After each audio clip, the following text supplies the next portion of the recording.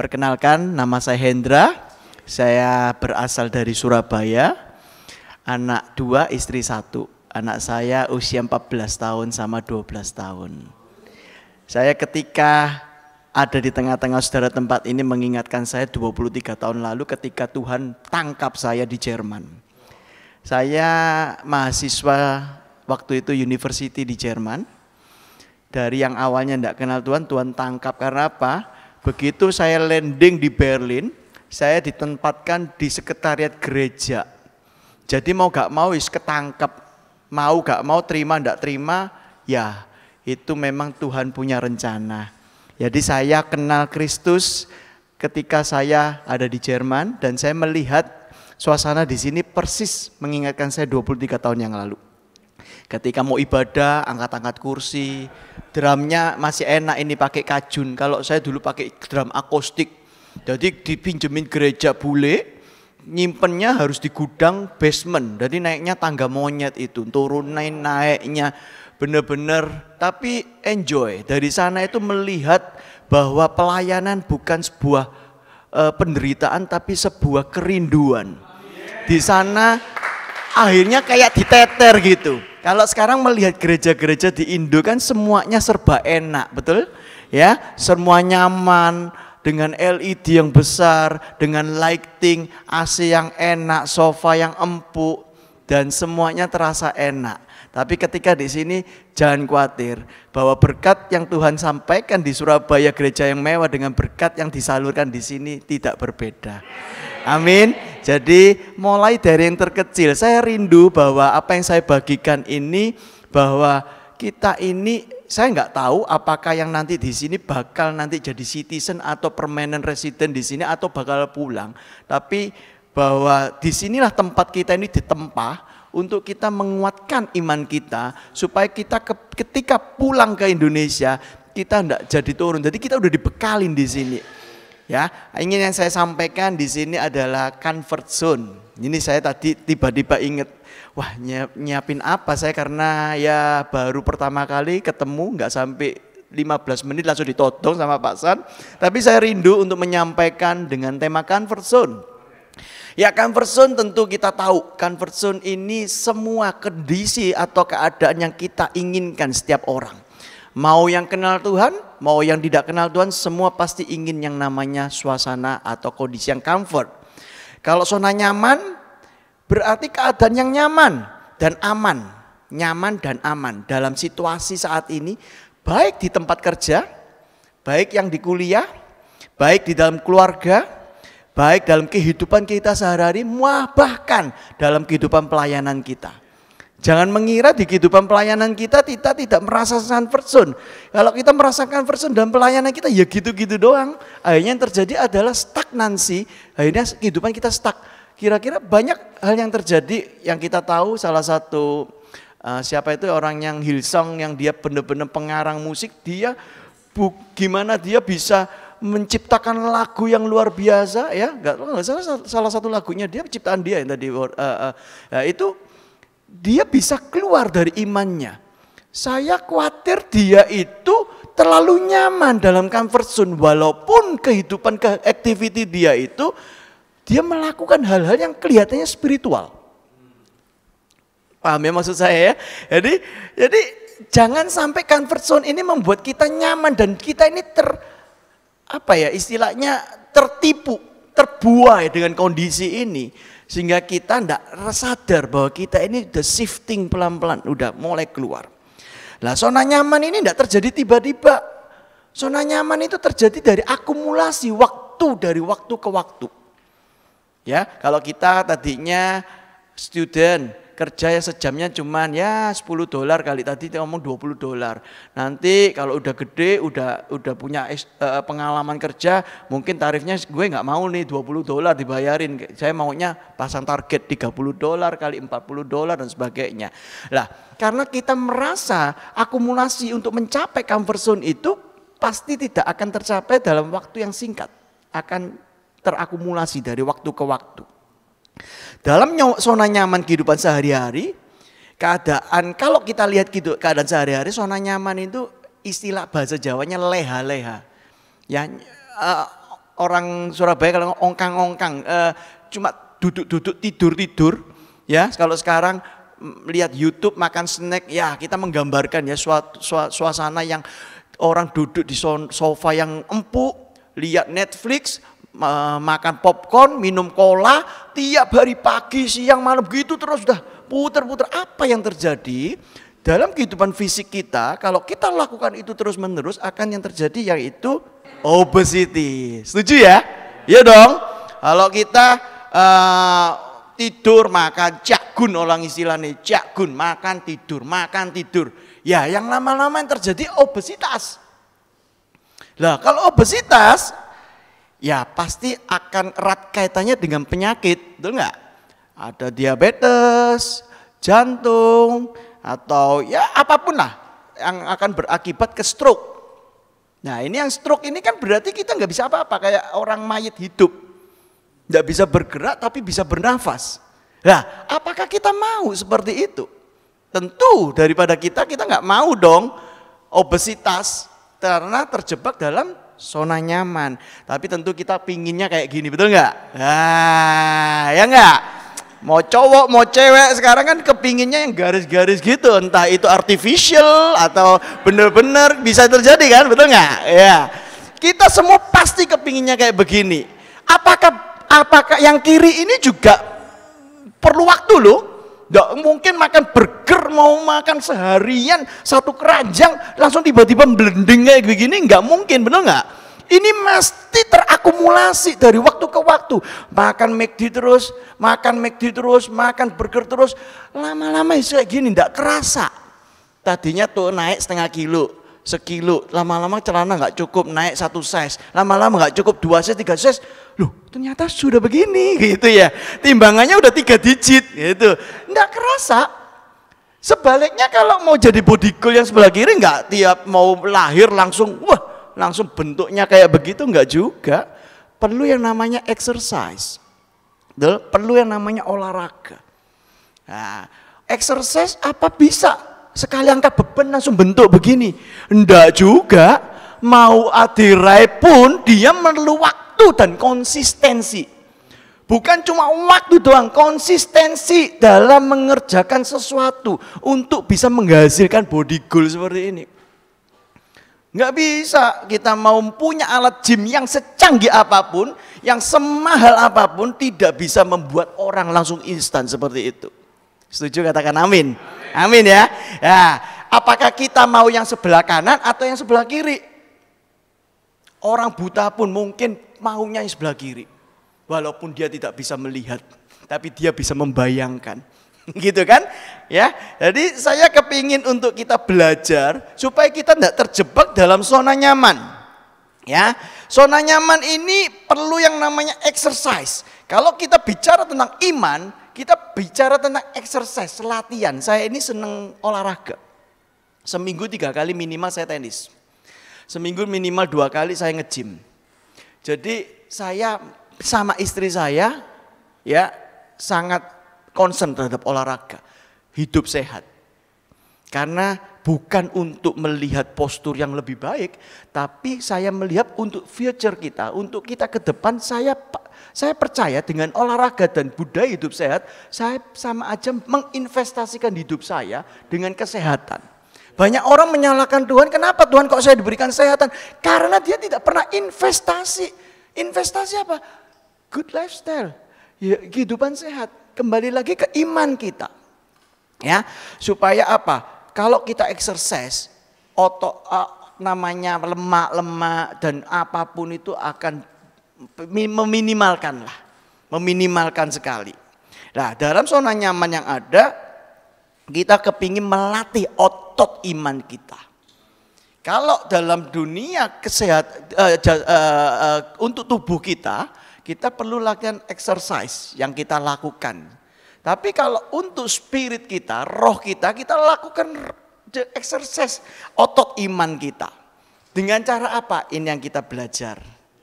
Oke, supaya iman kita agar tetap sehat.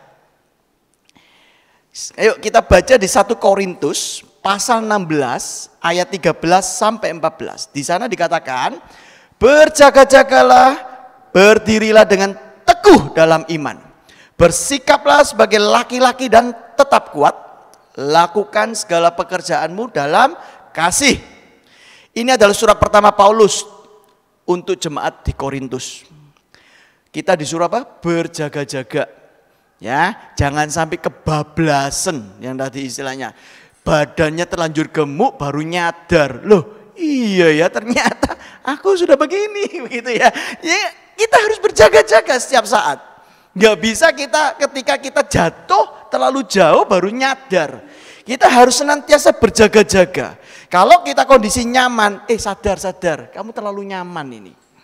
Jadi kita akan cenderung malas-malasan dan lengah. Oleh karena itu perlu yang namanya komunitas.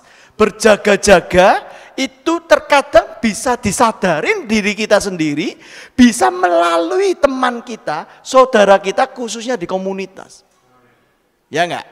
Kalau misalnya nih teman baik kita nih, kalau kita dekat, temennya agak gemuk dikit kan pasti enggak sungkan dong ngasih, kamu mulai jaga makan tuh, badanmu udah kayak gitu. Nah ya kan? Terus kalau misalnya teman kita udah mulai loyo, udah mulai malas ke gereja, udah enggak bergairah, tadinya main musik, pimpin pujian, tiba-tiba kok gak pernah datang, diajak ke gereja, alasannya banyak, macam-macam bulat sekali. Nah itu mulai nih. Jangan-jangan zona nyamannya udah mulai ketahuan. Begitu. Makanya perlu yang namanya komunitas. Perlu yang namanya circle kita ini, kalau di sini kita saling protek. Makanya ada namanya komsel, ada yang namanya ya di sini komunitas lah. Saya lihat di sini kan saling dekat satu sama lain. Saya yakin ketika ada saudara kita yang sudah lama enggak ke gereja, sudah lama enggak komsel, apapun alasannya, saya yakin something wrong.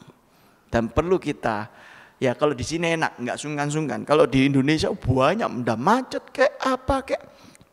Ya, disinilah kita fungsinya untuk saling berjaga-jaga.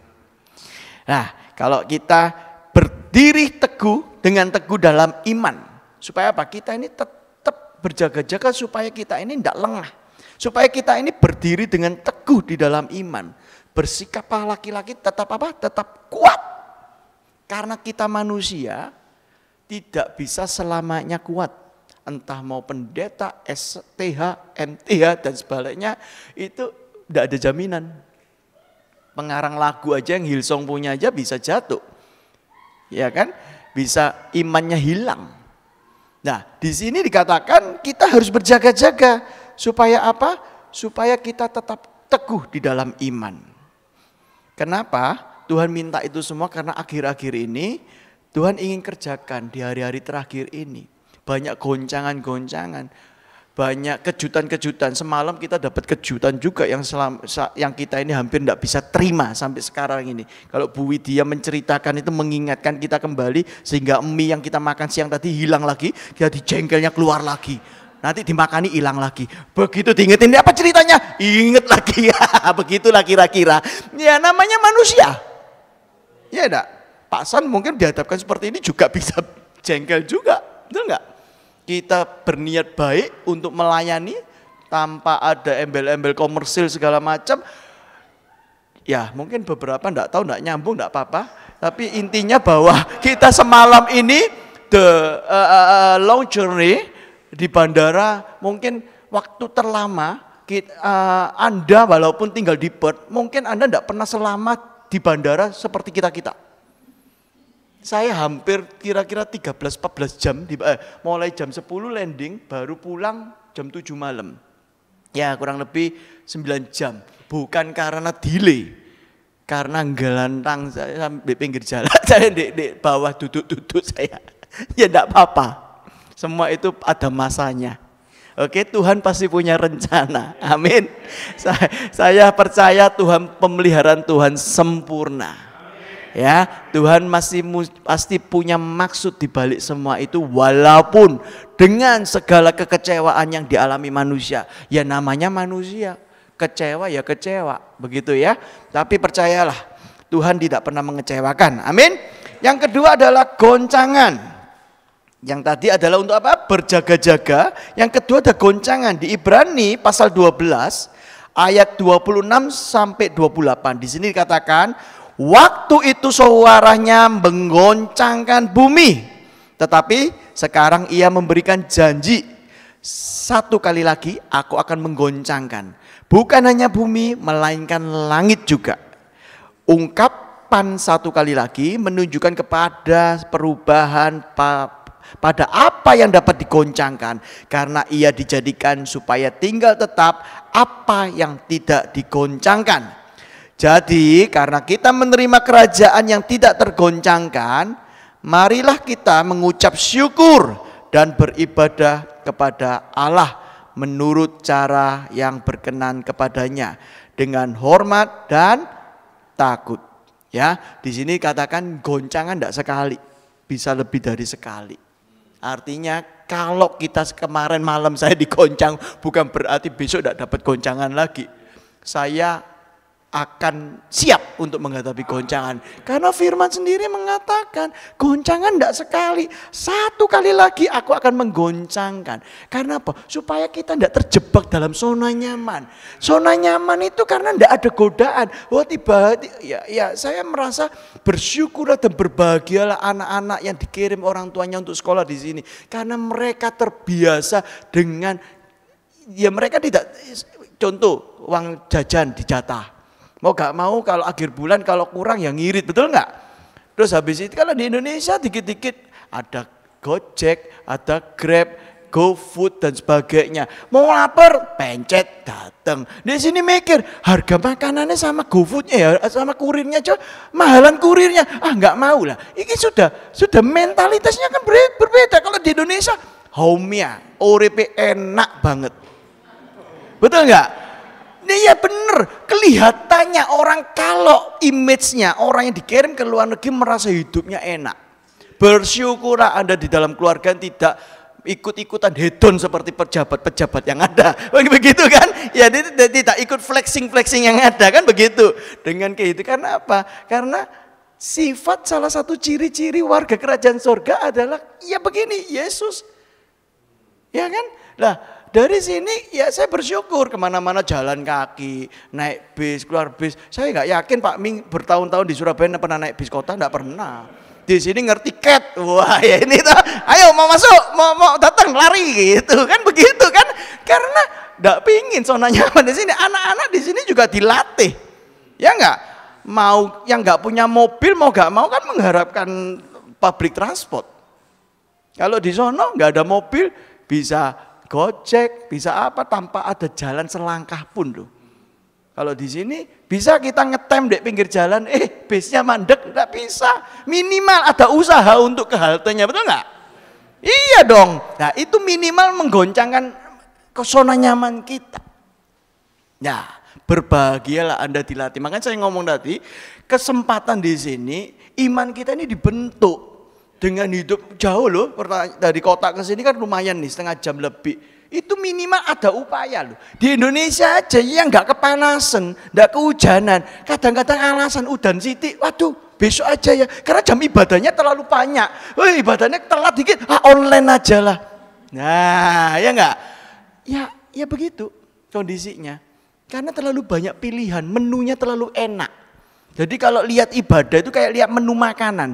Ini pendeta kurang enak, gantilah. Waduh ini capcaynya ini, wah ini koluke buyung hai. Jadi kayak lihat menu makanan. Wah gereja ini kurang dikit nih. Wah khotbahnya enggak nyambung. Balik. Wah ini sesuai dengan kehidupan saya. Oh balik. Jadi terlalu nyaman buat saya. Justru karena di sini makanya anak-anak muda saya ngomong pilih bersyukur kalau kita bisa melayani tempat ini. Tujuannya bukan finishingnya bukan di sini, tapi ketika kamu ditunjuk sampai nanti ketika pulang, apakah tetap imanmu seperti ini, punya antusias untuk melayani?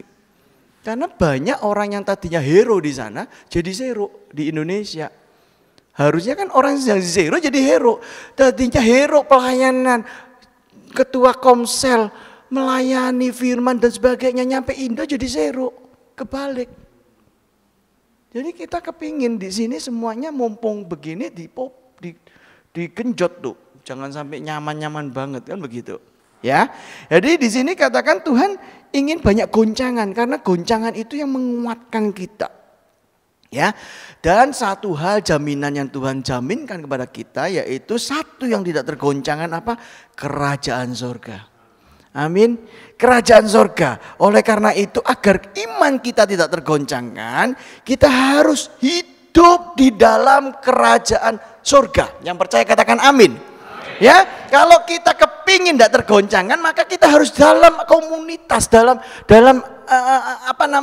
kerajaan surga, supaya kita ini tidak tergoncangkan. Karena kita harus punya apa? Nilai-nilai kerajaan surga.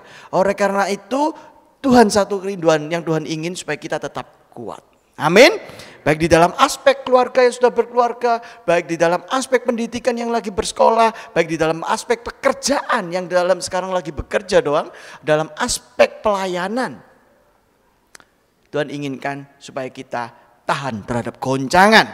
Karena goncangan itu adalah booster buat iman kita. Ya, kita barusan ngadepin COVID. Booster 1, 2, tadi saya ditawari Meme nih. So, kalau mau booster lagi bisa. Saya sudah 5 kali ya. Mana di 6 jadi Gundam lah saya ini. Jadi Gundala saya ini kalau yang ke-6. Wadah enggak wes. Saya ke 5 kali. 4 official, 1 unofficial. Enggak tahu yang di dalam apa ini sudah. Iya kan? Karena kita dulu berlomba-lomba di sini mungkin tertata rapi di Indonesia untuk cari booster, cari kemana-mana supaya bisa dapat booster duluan. Karena apa? Supaya kita tidak jatuh dalam penyakit COVID. Dalam hal ini juga sama. Goncangan itu membuat kita sehat, membuat kita iman, kita makin kuat. Jadi jangan membuat goncangan ini dari perspektif yang salah sehingga merasa Tuhan itu di mana ya? Tapi melihat dari kacamata yang lain bahwa goncangan membuat booster iman kita di-boost untuk kuat. Karena vaksin ada usianya, betul nggak? Saya nggak ngerti kedokteran, tapi saya yakin vaksin itu ada usianya. Makin lama makin dia melemah. Makanya ada namanya booster. Booster kedua, ketiga, keempat dan sebagainya. Lah booster tunjukkan apa? Supaya apa yang ada di dalam kita selalu kuat menghadapi virus-virus yang datang. Sama. Bahwa goncangan adalah booster untuk iman kita supaya kita kuat hidup di dalam kerajaan Allah, supaya kita bisa menghidupi nilai-nilai kerajaan Allah. Yang percaya katakan amin. Amin, oke? Mulai liar ini saya ini. Ini mulutnya ini kuotanya kemarin enggak bisa ngomel bahasa Inggris kan susah. Kalau bahasa Indonesia kan bisa. Jadi kemarin dia ngomong sama orang border ini pinginnya muntap gini tapi ya karena terbatas kosakatanya jadi ya rodok ngerem dikit gitu ya. Ya oke. Karena satu hal yang akan digoncangkan Tuhan adalah zona nyaman kita. Bangun zona nyaman dengan nilai-nilai kerajaan surga. Amin. Yang ketiga adalah ingat tadi berjaga-jaga goncangan. Lah apa jaminannya kalau kita supaya kuat? Tuhan menuntun kita setiap ada goncangan. Ya, di mana?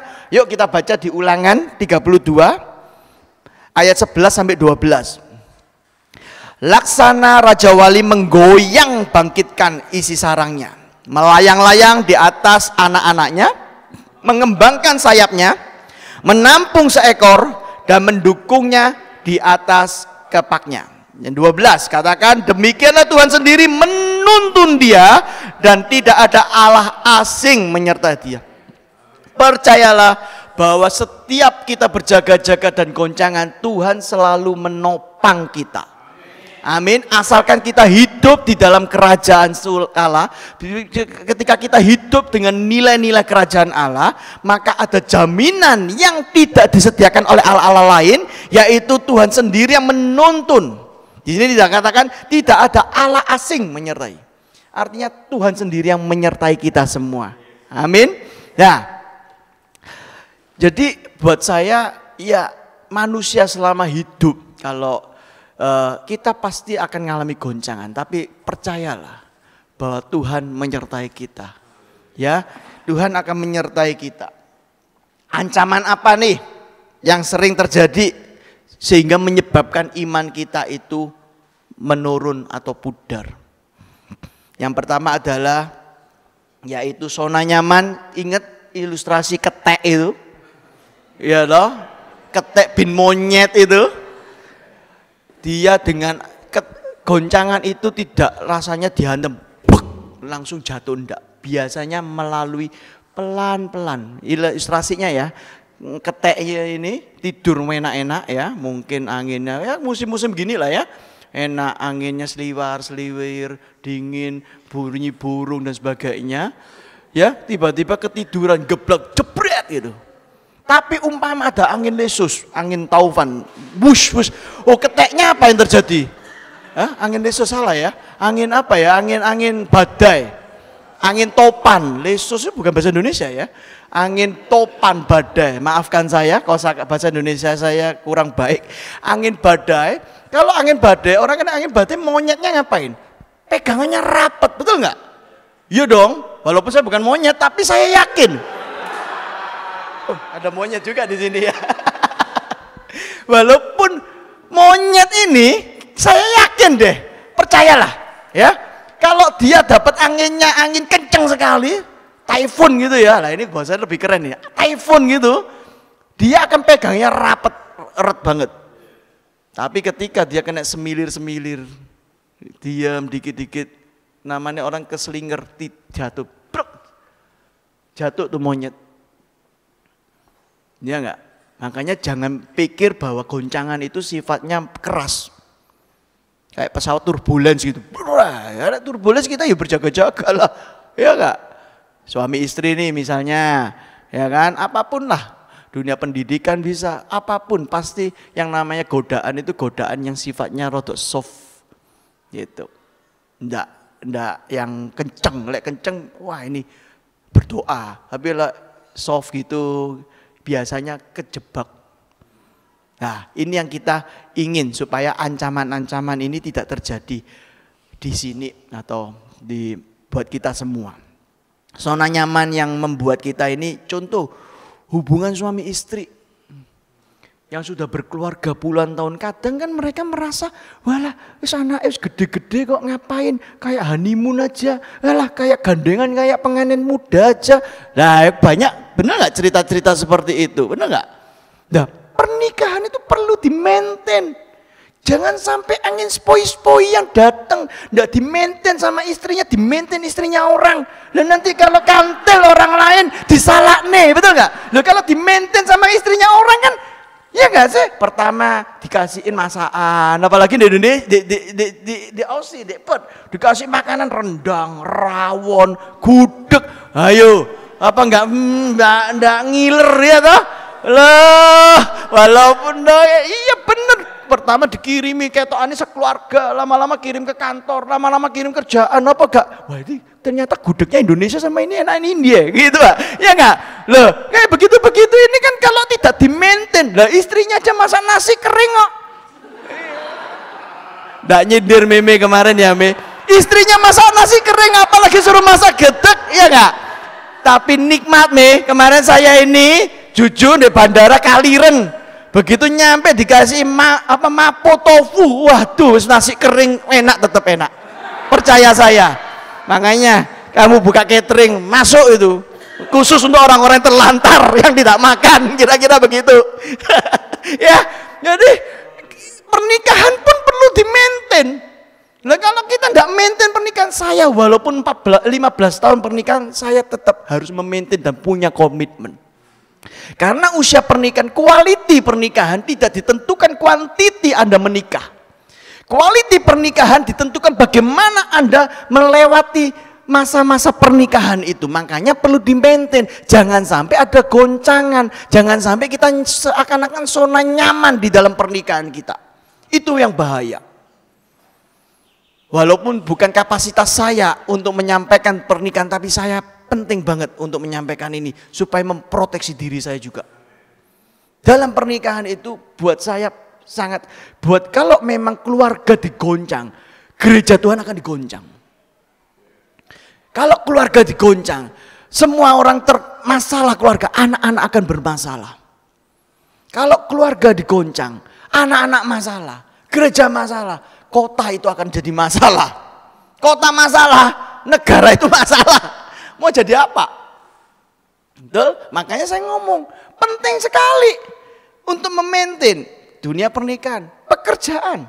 Pekerjaan jangan pikir saya punya karyawan cukup banyak. Mereka mentang-mentang sudah kerja 25 tahun, enak-enakan. Merasa aku nggak mungkin dipecat, kira-kira begitu. Ya enggak? Wah, pokoknya ada tugas, kasih anak buah. Kalau anak buahnya, si pinter anak buahnya apa dia sih? Kira-kira begitu kan? Bayarannya gedean dia, tapi yang kerja keras anak buahnya semua. Iya enggak? Iya enggak? Benar enggak? Ini kita bicara tentang kehidupan nyata enggak? Saya enggak mau yang muluk-muluk yang di langit-langit dah. Kita lihat yang di bawah-bawah aja dah. Karena dunia pekerjaan juga begitu, sikut kanan, sikut kiri untuk bikin promosi. Begitu. Nah kalau kita walaupun sudah senior, walaupun kita sudah dipercaya oleh bos, kalau kita tidak punya integritas, kalau kita tidak punya kredibilitas, kalau kita tidak punya kompetensi dan tidak mau belajar sesuatu yang baru, maka kalah dengan anak-anak yang muda. Bener nggak? Lah itulah zaman ini aku gak bisa ini, gak mau belajar. Karena apa? Terjebak dalam zona nyaman. Ya kan, orang tua kan biasa begitu. Lah ini sekarang jualan lewat TikTok, lewat IG. Lah TikTok iya apa carane? Ya minimal ngerti. Begitu, karena dunia sudah berubah. Kalau kita tetap terjebak dalam zona nyaman, ya nggak akan bisa dalam karir. Tuh? Apalagi dunia pendidikan. Pendidikan juga begitu. Kalau kita merasa enak-enakan, merasa wah aku dibayari papa mamaku, pokoknya sekolah nilainya bagus, tidak bagus, wis karpe, wis enak-enakan, pokok lulus gak lulus ya pindah apa namanya, pindah jurusan dan sebagainya. Oh banyak sekali. Saya waktu di Jerman, apalagi khususnya ada orang Medan enggak? Gak ada ya, berarti gak ada yang tersinggung. Jadi orang Medan itu punya prinsip, sekolah itu boleh libur, boleh tidak. Tapi kerja enggak boleh libur. Jadi di sana itu punya misi, datang ke Jerman untuk kerja. Kerja itu nomor 1 dibandingkan sekolah. Sekolah itu boleh bolos dan tidak bolos. Karena di sana itu enggak kayak di Indo, saya enggak tahu kuliah di sini. Kalau di sana itu enggak ada namanya absensi. Jadi kuliah itu dianggap kesadaranmu. Kamu mau datang enggak, yang penting ujianmu lulus. Kira-kira begitu. Kalau di Indonesia kan masih takut kan absensi gitu kan?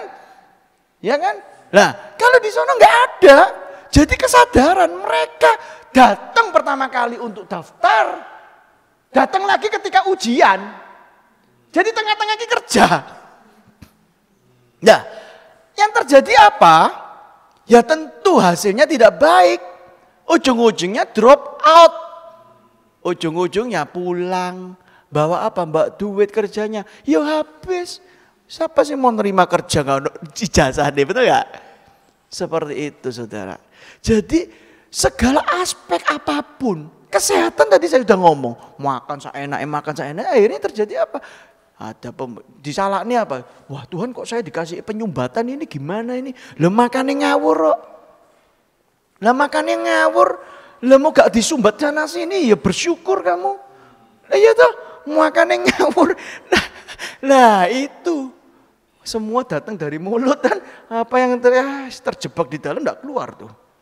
Ya. Yang kedua adalah kepahitan, kekecewaan. Kekecewaan atau kepahitan. Itu adalah pembunuh iman kita. Pandemi ini banyak sekali orang yang tergoncang, banyak aspek. Mulai kesehatan, tentu ya, banyak orang yang meninggal juga. Keuangan, hubungan, pekerjaan, ya, punya uang pun tidak bisa apa-apa pada waktu itu. Kalau kamu sakit, mau beli oksigen aja nggak bisa. Saya nggak tahu kondisi di sini ya. Saya ini menggambarkan di Indonesia, pada waktu Delta, saya ini punya stok oksigen kira-kira 50 tabung, bukan buat saya, sorry. Buat orang-orang yang lagi yang membutuhkan. Buat saya begini, prinsip saya lebih baik direpotin daripada saya ngerepotin. Kalau saya direpotin berarti kondisi saya lebih baik daripada orang yang ngerepotin saya, betul nggak? Nangkep ya? Saya lebih baik direpotin, enggak apa-apa. Pak, kok aku butuh oksigen? Enggak apa-apa, ambil. Tak isi nih. Saya lebih baik, saya butuh vitamin, saya butuh ini, saya butuh ini. Tidak apa-apa, berarti saya ini lebih sehat. Kalau saya sakit, tidak mungkin direpoti, betul gak? Kalau saya sakit, sama-sama COVID.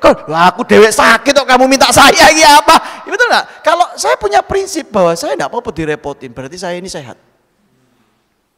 Nah, dari situ makanya banyak orang yang kondisi pandemi kemarin, banyak orang yang kesulitan. Orang yang pedagang pekerjaan, berujung-ujung kondisi finansialnya dia bermasalah. Kondisi finansial bermasalah, ujung-ujung juga kondisi keluarganya jadi masalah.